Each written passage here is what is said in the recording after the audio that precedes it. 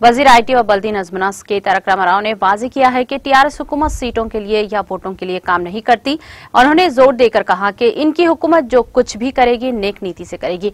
रियासती वज़ीर केटीआर एक organised schools management association Hyderabad के जेर एहतमाम जलाबीहार में मुनाक़िद करस्पॉन्डेंट्स और असतिज़ा के एक इजलास से खिताब करते हुए इन ख्यालात का इजहार किया।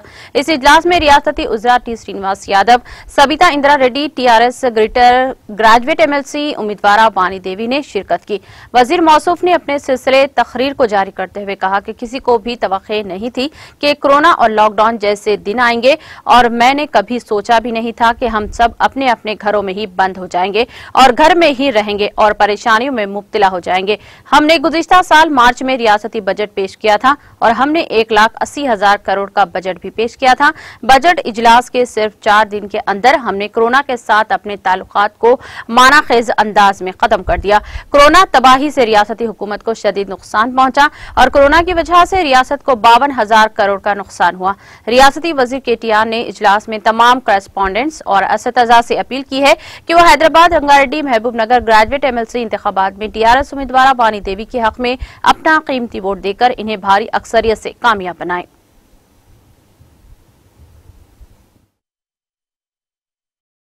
మనం 1,81,000 కోట్ల రూపాయలు ఆదాయం రూపంలో రాష్ట్రానికి సమకూరుతుంది అనే ఒక అంచనాలతో కూడిన బడ్జెట్ ని రాష్ట్ర ప్రభుత్వం సమర్పించింది. కానీ ఏమైంది? మీకెట్లా అయితే అనుకోకుండా ఈ కరోనా ఉపద్రవం వల్ల ఇబ్బంది అయిందో రాష్ట్ర ప్రభుత్వానికి కూడా సిమిలర్ దెబ్బ తగిలింది.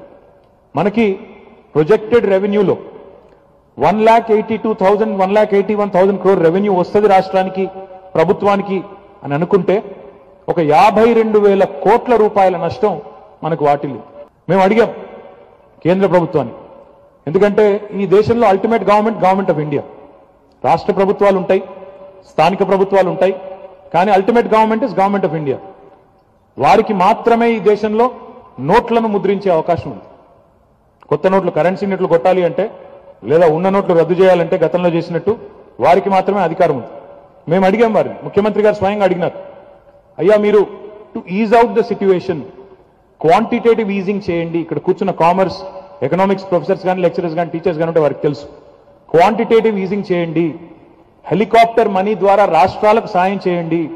మీరు డబ్బులు, ఎకానమీ నడవాలి, పండి పట్టాల నుంచి దిగకుండా ఆగకుండా నడవాలి అంటే రాష్ట్ర ప్రభుత్వం కానీ స్థానిక ప్రభుత్వాలు కానీ మీరు అందరికంటే పైన ఉన్న గవర్నమెంట్ కాబట్టి సాయం చేయండి అని అడిగాం.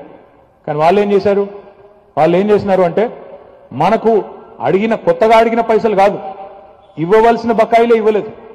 జీఎస్టీ కాంపెన్సేషన్ ఏదైతే మనకి ఇవ్వాలనో, గూడ్స్ అండ్ సర్వీసెస్ ట్యాక్స్ లో కాంపెన్సేషన్ ఏదైతే ఇవ్వాలో అది కూడా ఇవ్వకుండా గౌరవనీయులు దేశ ఆర్థిక శాఖ మంత్రి గారు స్వయంగా చెప్పినారు, యాక్ట్ ఆఫ్ గాడ్ అన్నారు. దేవుడి మీద నెపం పెట్టి రాష్ట్రాలకు కూడా ఇవ్వాల్సిన డబ్బులు కూడా ఇవ్వకుండా, కొత్తగా ఇవ్వమని అడిగిన పైసలు కాదు, రాష్ట్రాలకు ఇవ్వవలసిన పైసలు కూడా ఇవ్వకుండా తప్పించుకున్నారు. కానీ మేము అట్లా చేయలేదు. ఒకటి మాత్రం వాస్తవం, మేము ఏం చెప్పినా సిన్సియర్ గా చేస్తాం తప్ప 4 ఓట్ల కోసం, 2 సీట్ల కోసం అబద్ధాలు చెప్పి, తప్పుడు మాటలు చెప్పి తెల్లారి తప్పించుకొని పోయే రకాలైతే మేము కాదు. తప్పకుండా సిన్సియర్ గా సాయం చేసే ప్రయత్నం చేస్తామని చెప్పి నేను మీకు విజ్ఞప్తి చేస్తా ఉన్నాను. రెండవ మాట, ఒక్క 5 నిమిషాల పాటు దయచేసి మీరు ప్రైవేట్ స్కూల్ యాజమాన్యాలు, మేము ప్రైవేట్ స్కూళ్లలో పనిచేస్తున్న అధ్యాపకులం, టీచర్లం అనే విషయాన్ని ఒక 5 నిమిషాల పాటు మర్చిపోండి. ఒక 5 minutes think like an ordinary Telangana citizen.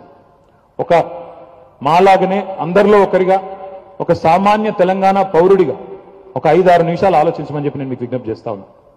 6.5 ఏళ్ల కిందట తెలంగాణ రాష్ట్రం వచ్చినప్పుడు ఆనాడు ఎన్ని ప్రచారాలు జరిగినాయి? ఇదే సమయంలో 6.5-7 ఏళ్ల కిందట ఫిబ్రవరిలో బిల్లు పాస్ అయింది, జూన్లో రాష్ట్రం ఏర్పడ్డది.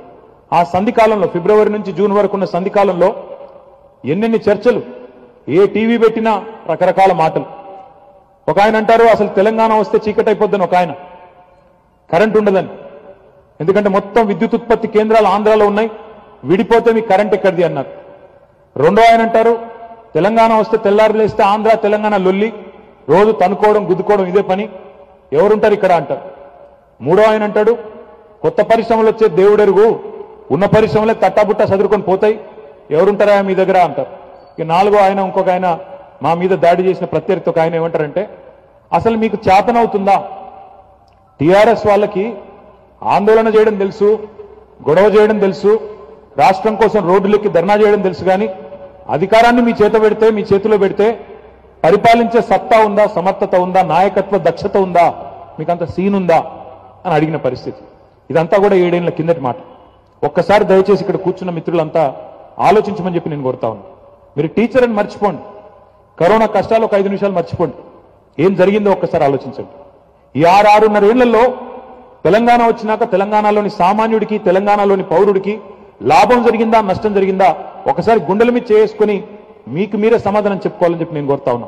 ఒక్క నిమిషం ఆలోచన చేయండి. टीटीवी न्यूज़ यूट्यूब चैनल को सब्सक्राइब करिए, लाइक करिए और कमेंट करिए, और हाँ, प्रेस द बेल आइकॉन तो एवरी अपडेट के लिए. Thank you so much.